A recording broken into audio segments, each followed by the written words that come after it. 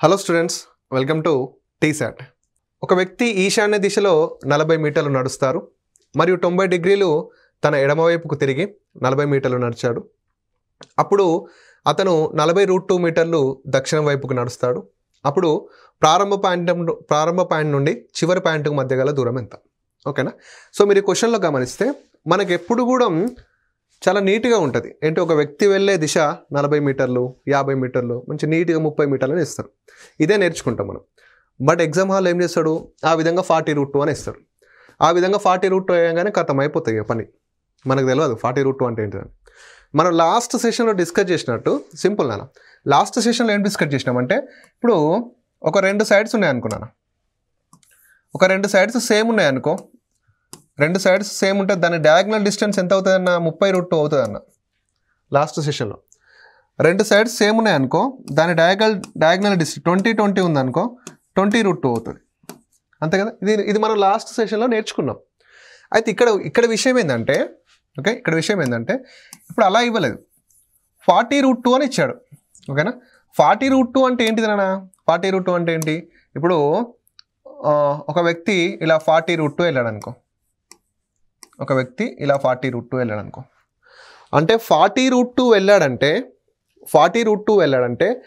Both sides ఎంత ఉంటాయి చెప్పండి? 40√2 వెళ్ళాడంటే బోత్ సైడ్స్ ఎంత ఉంటాయి? 40 ఉంటాయి. సింపుల్ కదా. 40 ఉంటే 40√2 అవుతుంది, 40√2 ఉంటే 40 అవుతుంది. సింపుల్. ఓకేనా? ఇప్పుడు ఇది 40√2 ఉందనుకో, ఇదెంత అవుతుందన్నా? 40 అవుతుంది. ఇదంతా అవుతుంది 40. అంటే మీరు ఇక్కడ ఈ 40√2ని చూసి భయపడకండి అని చెప్తున్నా. 40√2ని చూసి భయపడకండి. ఓకేనా? రైట్. ఇప్పుడు క్వశ్చన్ మనం డిస్కస్ చేద్దాం ఏ విధంగా. సో ఒక వ్యక్తి ఫస్ట్ ఎటు వెళ్ళినా ఈశాన్యం. ఓకేనా? ఈశాన్యం అంటే ఎటు చెప్పండి?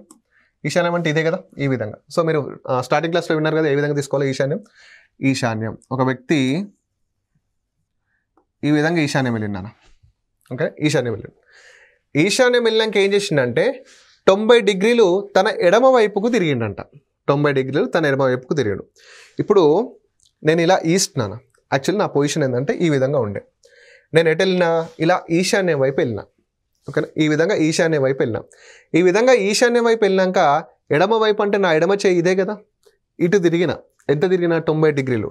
అంటే ఇక్కడ చూడండి, మీరు జస్ట్ ఇక్కడ చూడండి, మ్యాప్ వేస్తున్నా మామూలుగా ఈజీగా ఉండడానికి.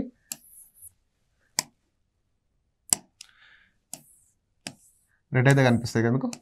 ఇప్పుడు నార్త్ ఈస్ట్ ఉంది నాన్న, ఇది నార్త్ ఈస్ట్ కదా, ఇది నార్త్ ఈస్ట్. ఈ విధంగా నార్త్ ఈస్ట్లో ఉన్నా నేను. ఎడమవైపు అంటే ఇటు. ఇలా ఎడమవైపుకి ఎన్ని మీటర్లు తిరిగినా, ఎన్ని డిగ్రీలు తిరిగినా? 90 డిగ్రీలు. అంటే నార్త్ ఈస్ట్ నుంచి నార్త్కి ఎన్ని డిగ్రీలు? 45 డిగ్రీస్. ఇంకొక 45 డిగ్రీస్ ఇది. అంటే నార్త్ ఈస్ట్ నుంచి 90 డిగ్రీస్ తిరిగినాం అనుకో, ఏమవుతుంది మనకి? నార్త్ వెస్ట్ అవుతుంది. అంటే నార్త్ వెస్టర్న్. అంటే నేను ఈశాన్య వైపు 40 మీటర్లు నడిచాక ఇలా ఎడమవైపు ఒక 90 డిగ్రీలు తిరిగిన. అంటే నా ఫేస్ ఇప్పుడు ఎటుంది? మన ఫేస్ నార్త్ వెస్ట్కి ఉంది. ఈ విధంగా ఉంది. ఈ విధంగా ఉండి ఎన్ని మీటర్లు వెళ్ళినా? ఇంకా 40 మీటర్లు వెళ్ళినా. ఓకేనా? 40 మీటర్లు. అంటే ఇప్పుడు ఈ పాయింట్ నుంచి నేను ఎట్లా ఈ డాట్ నుంచి ఎటు వెళ్ళాలి? ఇప్పుడు ఇలా లెఫ్ట్కి వెళ్ళాలి. లెఫ్ట్కి వెళ్తే నార్త్ వెస్ట్ అవుతుంది. ఓకేనా? ఇక్కడ నుంచి నేను 90 డిగ్రీస్ తిరిగి ఇలా ఒక 40 మీటర్లు వచ్చిన. ఓకేనా? ఇలా ఒక 40 మీటర్స్. ఓకేనా? 40 మీటర్లు వచ్చిన. ఇదొక 40 మీటర్లు, ఇదొక 40 మీటర్లు. చూడండి, ఇక్కడ 90 డిగ్రీస్ యాంగిల్ ఉంటుంది. ఓకేనా? సో 40 మీటర్లు నడిచిన తర్వాత అతను 40√2 మీటర్స్ దక్షిణ వైపు నడిచాడు. అంటే ఇప్పుడు ఇక్కడ నుంచి మళ్ళీ ఎటు నడిచిండు? దక్షిణం అంటే కిందికా, రైట్కా, లెఫ్ట్కా, పైకా? దక్షిణం అంటే కిందికే పోవాలి కదా, కిందికి పోవాలి. ఎంత పోవాలి నాన్న? 40√2 పోవాలి. 40√2 అంటే 2 సైడ్స్ ఎంత ఉండాలి? 40 ఉండాలి. ఇప్పుడు చూడండి, మామూలుగా చూడండి, ఇది 40 ఉంది, ఇది 40 ఉంది. ఇది మొత్తం ఎంత అవుతుంది నాన్న? ఇది 40 ఉండి, ఇది 40 ఉంటే ఇది మొత్తం ఎంత అవుతుంది? 40√2 అవుతుంది కదా. అంటే వాడు దక్షిణ వైపుకి ఇక్కడికి నడిస్తే 40√2 అవుతుందా? కాదు. ఇక్కడికి నడిస్తే 40√2 అవుతుందా? కాదు. మొత్తం మళ్ళీ ఇక్కడికి వస్తే దీన్ని ఫుల్ఫిల్ చేస్తే ఇది ఎంత అవుతుంది? 40√2 అవుతుంది. అంటే వీడు ఇక్కడే స్టార్ట్ అయ్యిండు అండ్ ఇక్కడే ఎండ్ అయ్యిండు.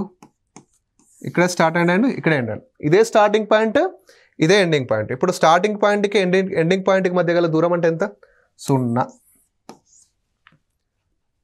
మనస్ఫూర్తిగా చెప్పండి, ఈ క్వశ్చన్కి మీరు 0 అనే ఆన్సర్ పెట్టలేరు. ఒకవేళ మీరు పర్ఫెక్ట్గా చేసినా 0 వచ్చినా మీరు భయపడతారు. ఎందుకంటే అక్కడ 40√2 ఉంది కదా, ఖచ్చితంగా ఎక్కడో ఆన్సర్ రూట్లోనే ఉంటుంది అనుకుంటారు. బట్ అటు సింపుల్గా ఎగ్జామినర్ ఏం చేస్తారంటే 0 అయిపోయాయి. ఓకేనా. మనకి ఎగ్జామ్ హాల్లో 0ని పెట్టాలన్నా, నన్ ఆఫ్ దిస్ పెట్టాలన్నా, కాంట్ బి డిటర్మైన్ పెట్టాలన్నా, అంటే 0 అని కానీ ఏది కాదు అని కానీ చెప్పలేమని కానీ ఆప్షన్లు పెట్టాలంటే చాలా డేర్ ఉండాలి. ఖచ్చితంగా అవి ఆప్షన్లానే చూడాలి మనం. సో దీనికి 0 ఆన్సర్ పెట్టలేము, బట్ ఖచ్చితంగా 0నే. ఓకేనా. So very very important question. Okay right. Next అన్న, ఒక వ్యక్తి పశ్చిమ వైపు నిలబడి ఉన్నాడు.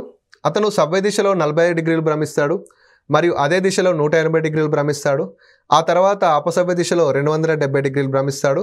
చివరగా అతను ఏ దిశ వైపు మొహం చేసి ఉన్నాడు అంటున్నాడు. ఓకేనా. సో ఇక్కడ తిరగడం అంటే యాంగిల్స్లో భ్రమిస్తున్నాడు అనమాట. ఒక వ్యక్తి సింపుల్ నాన్న, ఒక వ్యక్తి తిరిగితే సవ్య దిశలోనే తిరుగుతాడు, లేకపోతే అపసవ్య దిశలోనే తిరుగుతాడు. ఒక వ్యక్తి తిరిగితే క్లాక్ వై డైరెక్షన్లోనే తిరుగుతాడు, లేదా యాంటీ క్లాక్ వై డైరెక్షన్లోనే తిరుగుతాడు. ఇప్పుడు సో సవ్య దిశ లేదా అపసవ్య దిశ, ఇవే రెండు కదా. ఫస్ట్ అతను ఎటు తీసుకున్నాడు, పశ్చిమం వైపు తీసుకున్నాడు, అంటే వెస్ట్ సైడ్ ఉన్నాడు. సరే తర్వాత చూద్దాం. అతను సవ్య దిశలో 40 డిగ్రీలు తిరిగాడు. ఓకే 40 డిగ్రీలు. నెక్స్ట్ మరియు అదే దిశలో 180 డిగ్రీలు తిరిగాడు, అంటే 180 డిగ్రీలు ఇంకోటి. నెక్స్ట్ ఆ తర్వాత అపసవ్య దిశలో 270 డిగ్రీలు, 270 డిగ్రీలు తిరిగాడు. ఈ విధంగా వేసుకో. ఈ విధంగా వేసుకొని షార్ట్ కట్ ఇది. సో టోటల్ ఎంత, ఇది 270 అయింది. ఇది ఎంత అవుతుంది 5, సో 225. ఇక్కడ సవ్య దిశలో 225 ఉంది, అపసవ్య దిశలో 270 ఉంది. ఏది ఎక్కువ ఉంది నాన్న, అపసవ్య దిశనే ఎక్కువ ఉంది కదా. ఎంత ఎక్కువ ఉంది, 45 డిగ్రీస్ ఎక్కువ ఉంది. ఓకేనా. మీరు ఇప్పుడు పటమేసి తిప్పుతూ ఉంటే నడవది, కన్ఫ్యూజ్ అవుతూ ఉంటారు. సింపుల్గా సవ్య దిశ సవ్య దిశలో వేయండి, అపసవ్య దిశది అపసవ్య దిశలో వేయండి. డిఫరెన్స్ చూడండి, ఎవరు ఎక్కువ ఉన్నారో చూడండి, ఎంత ఎక్కువ ఉన్నారో చూడండి. సవ్య దిశలో వేసినా అపసవ్య దిశలో వేసినా ఎవరు ఎక్కువ ఉన్నారు, అపసవ్య దిశ ఎక్కువ ఉంది. ఎంత ఎక్కువ ఉంది, 45 డిగ్రీస్ ఉంది. సో సింపుల్ ఏం చేయాలి, ఇప్పుడు వాడు ఫస్ట్ ఎయిడ్ చూస్తున్నాడు వెస్ట్ కదా. ఓకేనా, ఫస్ట్ ఎయిడ్ చూస్తున్నాడు వెస్ట్, సో డైరెక్షన్ ఇట్లా. ఓకేనా. సో ఫస్ట్ వెస్ట్ చూస్తున్నాడు కాబట్టి, ఫస్ట్ స్టార్టింగ్ వెస్ట్ కాబట్టి, సో వెస్ట్ నుంచి అపసవ్య దిశలో 40 డిగ్రీలు ఏముంటుంది, వెస్ట్ ఉంది కదా. సో ఈ విధంగా పైకి వెళ్తే క్లాక్ వైజ్, దీనికి ఆపోజిట్లో రావాలి. ఇక వెస్ట్ నుంచి అపసవ్య దిశ అంటే కిందికి ఇట్లా. సో వెస్ట్ నుంచి అపసవ్య దిశలో ఎవరు ఉంటారు, సౌత్ ఈస్ట్ ఉంటారు, సౌత్ వెస్ట్ ఉంటారు. సౌత్ వెస్ట్ అంటే ఎవరు, సో సౌత్ వెస్ట్ అంటే మనకి నైరుతి. ఓకేనా, సౌత్ వెస్ట్ అంటే నైరుతి. సో దక్షిణము పశ్చిమం ఇక్కడ ఉంది, దక్షిణ పశ్చిమం. ఓకేనా, దక్షిణ పశ్చిమం. సో నైరుతి అన్న దక్షిణ పశ్చిమం అన్న నో ఇష్యూస్. ఓకేనా. సో ఈ విధంగా అన్నమాట. ఓకేనా. నెంబర్లు వేసుకోండి, డిఫరెన్స్ చూడండి, ఎవరు ఎక్కువ ఉన్నారో చూడండి, ఎంత ఎక్కువ ఉన్నారో చూడండి, ఏ సైడో చూడండి, పటంలో దాన్ని చూడండి, ఆన్సర్ అయిపోతుంది. ఓకేనా, సింపుల్ క్వశ్చన్ అనేది. నెక్స్ట్, నేను పడమర ముఖంగా ఉన్నాను, నేను 90 డిగ్రీలు సవ్య దిశలో భ్రమిస్తాను, అపసవ్య దిశలో 45 డిగ్రీలు మరియు సవ్య దిశలో 90 డిగ్రీలు భ్రమిస్తాను, అపసవ్య దిశలో 130 డిగ్రీలు భ్రమించిన తర్వాత నేను ఇప్పుడు ఏ దిశలో ఉన్నారు. మళ్ళీ సేమ్ భ్రమిస్తున్నారు, సేమ్ సవ్య దిశ రాసుకో, నెక్స్ట్ అపసవ్య దిశ రాసుకో. ఓకేనా. పడమర ముఖంగా ఉన్నాడంట. ఓకేనా. నేను 90 డిగ్రీలు సవ్య దిశలో 90 డిగ్రీలు, అపసవ్య దిశలో 40 డిగ్రీలు. ఓకేనా. మరియు సవ్య దిశలో 90 డిగ్రీలు భ్రమించిండు. మళ్ళీ నెక్స్ట్ అపసవ్య దిశలో 130 డిగ్రీలు భ్రమించిండు. నేను ఇప్పుడు ఏ దిశలో ఉన్నాను. సో టోటల్ కౌంట్ ఏనా, ఇదంతా 180, ఇదంతా 180. సో రెండు సేమ్ ఉన్నాయి, డిఫరెన్స్ ఉన్నాయి. సో రెండు సేమ్ ఉన్నాయి కాబట్టి అతను ఫస్ట్ ఎటువైపు చూసిండు, పడమరకి. పడమర అంటే వెస్ట్, సో సేమ్ 0 ఉంది కాబట్టి మళ్ళీ అదే దిశ, సో పశ్చిమం. సింపుల్. ఈ విధంగా రెండు సేమ్ అయింది అనుకో, ఈ విధంగా రెండు సేమ్ వస్తే అతను స్టార్టింగ్ ఏ దిశ వైపు అయితే చూస్తున్నాడో అదే దిశ అవుతుంది. ఓకే. నెక్స్ట్, సో ఆగ్నేయం ఉత్తరం అయితే, ఈశాన్యం పడమర అయితే పడమర ఏమవుతుంది. ఓకేనా. ఇక్కడ డైరెక్షన్స్ ఉన్నాయి నాన్న. సో ఆగ్నేయం ఇక్కడ ఉంది, ఈ ఆగ్నేయం అనేది ఏమైందంట, ఉత్తరం అయిందంట. ఓకేనా. ఇక్కడ చూడండి,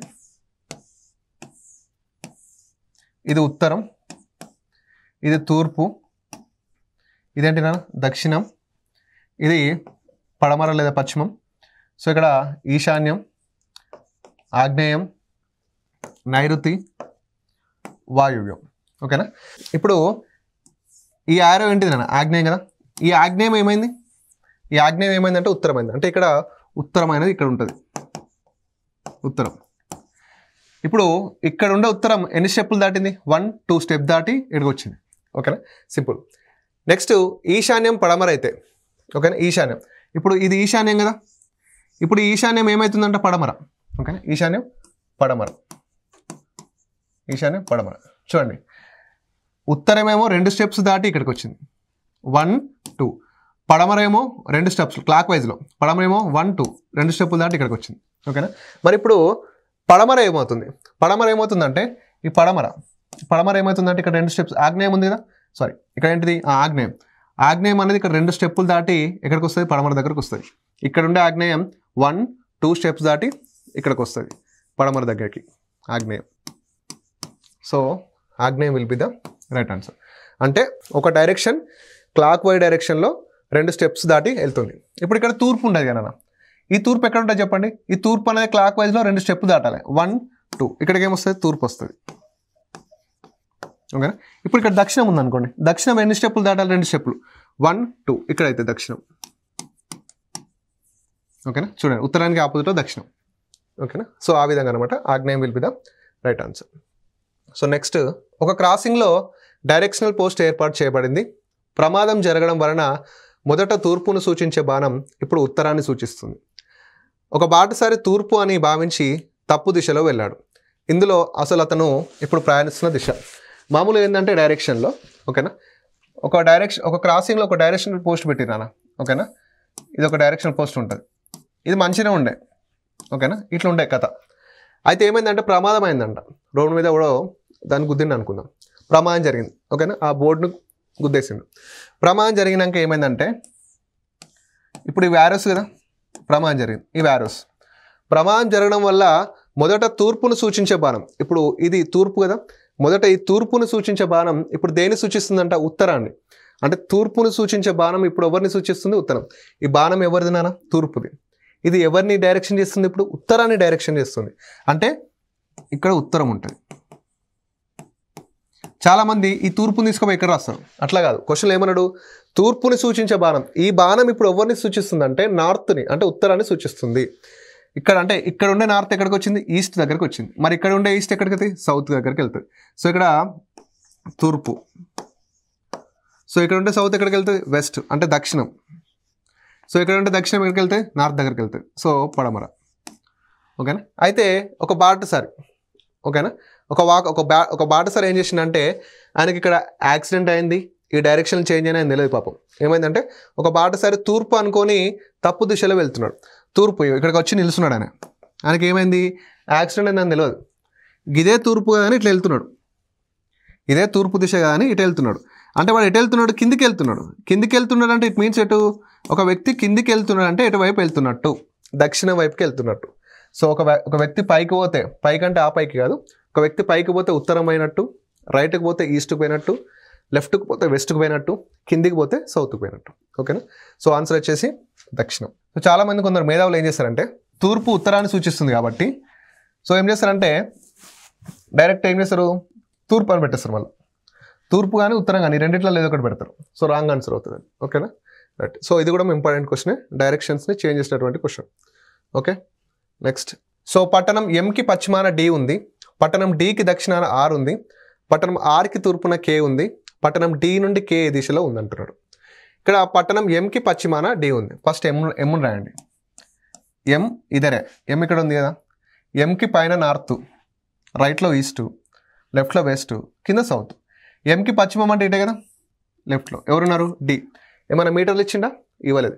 సో డిస్టెన్స్ ఇవ్వనప్పుడు ఏం చేయాలంటే సేమ్ డిస్టెన్స్గా తీసుకోవాలి. ఓకేనా, నెక్స్ట్ పట్టణం డికి దక్షిణాన ఆర్ ఉంది.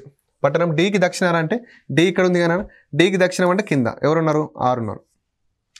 నెక్స్ట్ పట్టణం ఆర్కి తూర్పున కే ఉంది, ఆర్ ఇక్కడ ఉన్నారు కదా, ఆర్కి తూర్పు అంటే ఇటు కే ఉంది.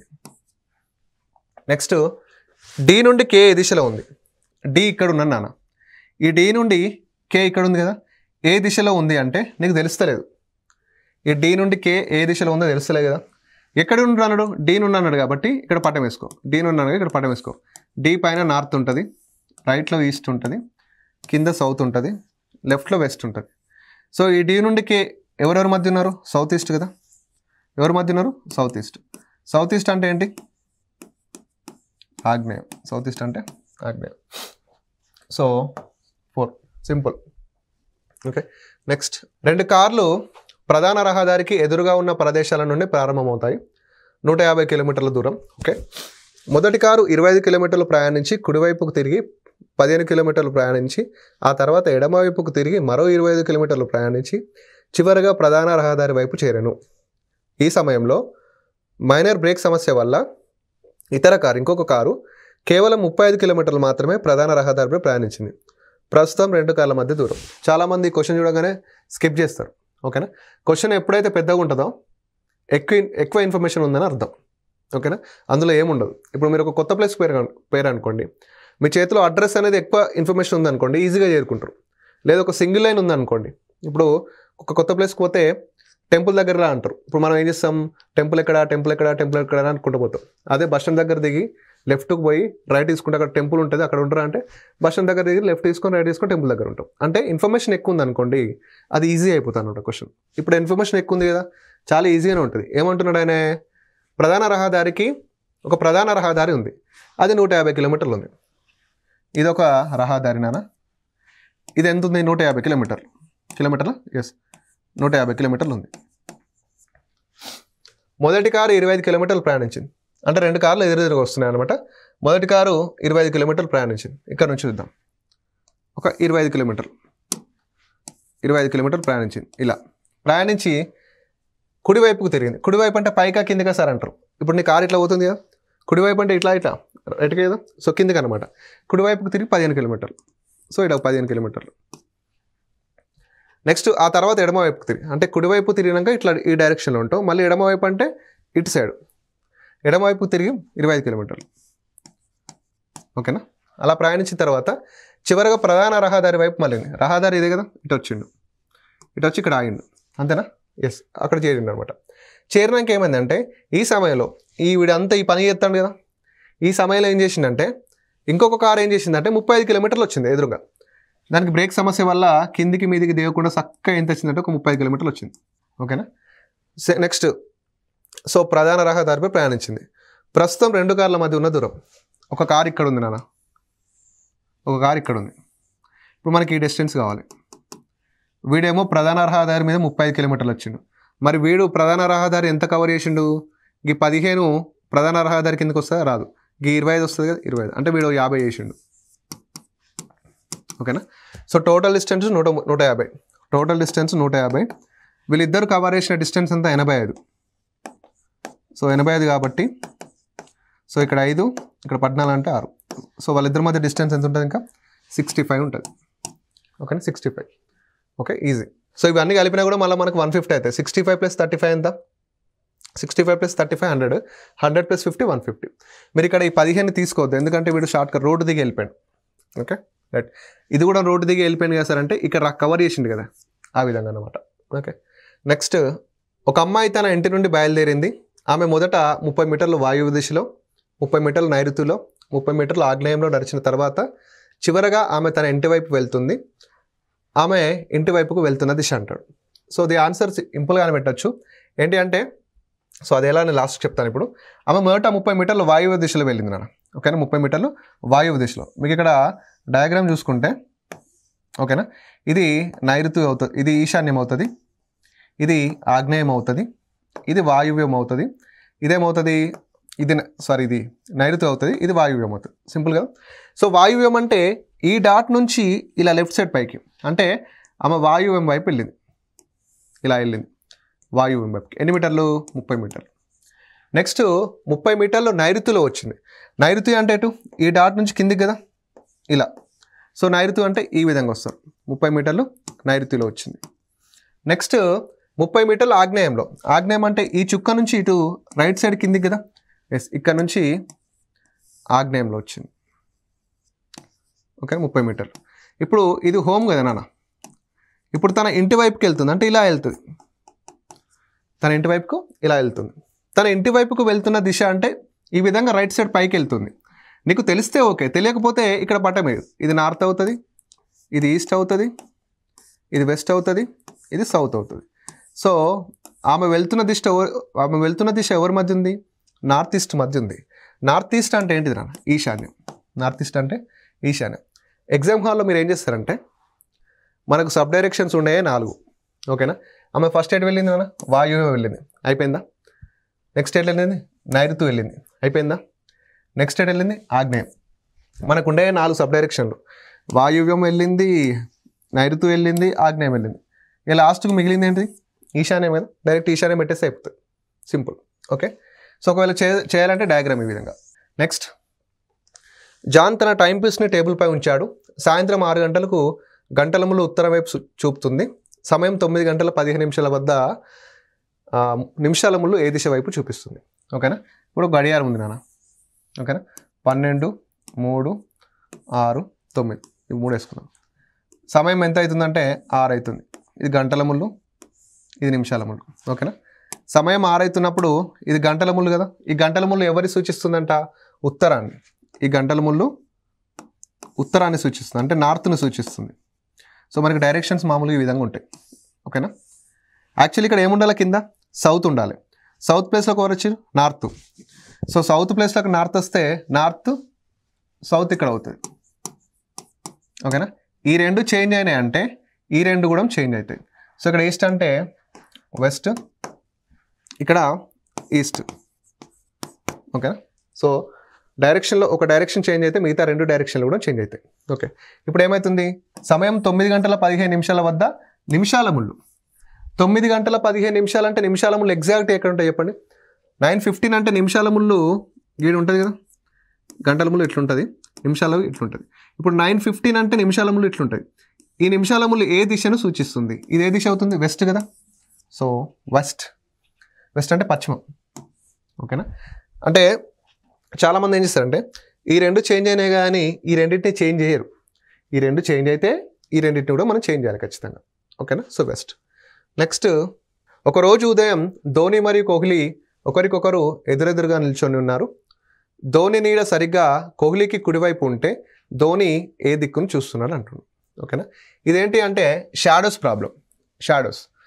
సో షాడోస్లో మనకి మార్నింగ్ నీడ అనేది ఇంపార్టెంటే, ఈవినింగ్ షాడో అనేది కూడా ఇంపార్టెంటే. ఓకేనా? మార్నింగ్ ఇంపార్టెంటే, ఈవినింగ్ ఇంపార్టెంటే. మార్నింగ్ షాడో అనేది ఎటువైపు పడుతున్నాయన్నా? మార్నింగ్ సూర్యుడు తూర్పు వైపున ఉంటాడు కాబట్టి షాడో పడమర వైపున పడుతుంది, అంటే వెస్ట్ వైపున పడుతుంది. అంతే కదా. సో ఈ విధంగా ఉందనుకోండి, north, east, west, south. Morning sun ఇక్కడ ఉంటాడు, షాడో అనేది వెస్ట్ వైపు పడుతుంది. అంటే షాడో ఎటువైపు పడుతుందో అటు వెస్ట్. బాగా గుర్తుపెట్టుకోండి. మార్నింగ్ షాడో ఎటువైపు పడుతుందో అటు పశ్చిమం. ఈవినింగ్ ఏం చేస్తాడు సూర్యుడు? వెస్ట్ వైపు వస్తాడు. ఈవినింగ్ ఏం చేస్తాడు సూర్యుడు? వెస్ట్ వైపు వస్తాడు. వెస్ట్ వైపు వస్తే నీడ ఎటువైపు పడుతుంది? ఈస్ట్ వైపు కడుతుంది. ఓకేనా? సో షాడో ఈవినింగ్ ఎటు పడుతుందో అది ఈస్ట్ అవుతుంది. సో మార్నింగ్ అయితే షాడో ఎటు పడుతుంది నాన్న? వెస్ట్ పడుతుంది. ఈవినింగ్ షాడో ఎటు పడుతుంది? ఈస్ట్ పడుతుంది. Is it clear? ఎస్. నీకు ఇక్కడ నేనేం చెప్తున్నానంటే మార్నింగ్ టైంలో నీడ ఎటు పడతాడు? వెస్ట్. గుర్తుపెట్టుకో. ఈవినింగ్ టైంలో నీడ ఎటు పడతాడు? ఈస్ట్. క్లియర్. ఇప్పుడు ఏమైంది నాన్న? ధోని అండ్ కోహ్లీలు ఒకరినొకరు నిలుచుకొని ముచ్చట పెడుతున్నారు. ఓకేనా? ధోని యొక్క నీడ కోహ్లీకి కుడివైపు పడుతుంది. ఎవరికి కుడివైపు పడుతుందో వాళ్ళని తీసుకోవాలి ఫస్ట్. ఎవరి వైపు పడుతుంది? కోహ్లీకి కదా. సో కోహ్లీ ఇట్లా ఉన్నాడు నాన్న. కోహ్లీ ఇట్లా ఉన్నాడు. వీళ్ళిద్దరు ఒకరికొకరు చూస్తున్నారు ఇట్లా. ఇప్పుడు నేను కోహ్లీ అనుకోండి, ఇట్లా ఉన్నా. నాకు ఎదురుగా ఎవరు ఉన్నారు? ధోని ఉన్నాడు. ఇలా ధోని ఉన్నాడు. ఓకేనా? వీళ్ళ మధ్యలో ఒక చుక్క పెట్టు. ఓకేనా? ధోని కోహ్లీ. ధోని కోహ్లీ మాట్లాడుకుంటుంటే ఈ ధోని యొక్క నీడ కోహ్లీకి ఎటువైపు పడుతుంది? కుడివైపు. కోహ్లీ అంటే నేను ఇట్లా ఉన్నా, ధోని అంటే ఇట్లా ఉంటాడు. ఇప్పుడు ధోని బాయ్తో మాట్లాడేటప్పుడు ధోని నీడ నాకు ఎటు పడుతుంది? కుడివైపు పడుతుంది. కోహ్లీ కుడివైపు అంటే ఇదే కదా రైట్ సైడ్. ఓకేనా? ఇదేంటి? Morning evening. ఇది ఉదయం. ఉదయం నీడ ఎటు పడుతుంది? ఉదయం నీడ ఎటు పడుతుంది? ఉదయం అనే నీడ అనేది వెస్ట్ వైపు పడుతుంది. ఓకేనా? ఇప్పుడు ఈ చుక్క నుంచి మనం 4 డైరెక్షన్ తీసుకుంటే నీడ ఇటు పడుతుంది కదా నాన్న. మరి ఇది ఏ దిశ అయితే చెప్పుర్రి? ఖచ్చితంగా వెస్ట్ అవుతుంది. ఇది యాక్చువల్గా అంటే ఇది ఈస్ట్. ఈస్ట్ వెస్ట్ అయిందంటే వెస్ట్ ఏమవుతుంది? ఈస్ట్ అవుతుంది. ఈ 2 చేంజ్ అయినాయంటే ఈ 2 కూడా చేంజ్ అవుతుంది. ఇది సౌత్ అవుతుంది, ఇది నార్త్ అవుతుంది. ఓకే? క్లియర్. ఇప్పుడు ధోని ఎటు చూస్తున్నాడు, ధోని ఇట్లా చూస్తాడు కదా, ధోని ఇట్లా చూస్తాడు కాబట్టి నార్త్ వైపుకి చూస్తున్నాడు, అంటే ఉత్తరం వైపుకి, ఉత్తరం వైపుకి. సో మార్నింగ్ టైంలో నీడ ఎటు పడితే అటు మనకి వెస్ట్ అవుతుంది. Okay, clear. So next question. So మధ్యాహ్నం 3 గంటలకు ఒక వ్యక్తి నీడ అతని ముందు ఉంటే ఆ వ్యక్తి ఏ దిశను చూస్తున్నాడు? ఓకేనా, మధ్యాహ్నం 3 గంటలకు ఒక వ్యక్తి నీడ అతని ముందు ఉంటే అతను ఏ దిశ చూస్తున్నాడు? ఓకేనా, ఇప్పుడు ఒక వ్యక్తి ఉన్నాడు అన్న, ఒక పర్సన్. ఓకేనా, డాట్. అతని నీడ అతని ముందు ఉందా, వెనకాల ఉందా, రైట్కి ఉందా, లెఫ్ట్కి ఉందా? ముందు అంటే ఇక్కడ ఉంది. ఓకేనా, ఇది ఎప్పుడు నాన్న? మధ్యాహ్నం 3 గంటలకు. 3 గంటలు అంటే ఈవినింగ్. ఈవినింగ్ అంటే షాడో ఎటు పడుతుంది? ఈవినింగ్ షాడో ఎటు పడుతుంది? ఈస్ట్ వైపు పడుతుంది. ఓకేనా, సో ఈ డాట్ నుంచి డైరెక్షన్స్ తీసుకుంటే, ఈ డాట్ నుంచి డైరెక్షన్ తీసుకుంటే, సో నీడ ఎటు పడుతుంది కాబట్టి ఇదేమవుతుంది? ఈస్ట్ అవుతుంది. ఇక్కడ ఉండే ఈస్ట్ ఇలా ఎడమవైపు తిరిగి ఇక్కడికి వచ్చిందంటే ఇక్కడ ఉండే నార్త్ ఇటు వస్తుంది. సో ఇక్కడ ఉండే వెస్ట్ కిందికి వస్తుంది, ఇక్కడ ఉండే సౌత్ ఇదికి వస్తుంది. ఆ పర్సన్ ఎటువైపు చూస్తున్నాడు? ఈస్ట్ వైపుకి చూస్తున్నాడు అని అర్థం. ఓకేనా, సో షాడోస్లో ఈ విధంగా ఉంటాయి అన్నట్టు ప్రాబ్లం. మీరు గుర్తుపెట్టుకోవాల్సింది షాడోలు ఏంటి అంటే, మార్నింగ్ షాడో అనేది, ఓకే, మార్నింగ్ షాడో అనేది ఎటు పడుతుంది మనకి ఏమవుతుందంటే ఉదయం అంటుంది. ఇంగ్లీష్ తెలుగు రాద్దా? ఉదయం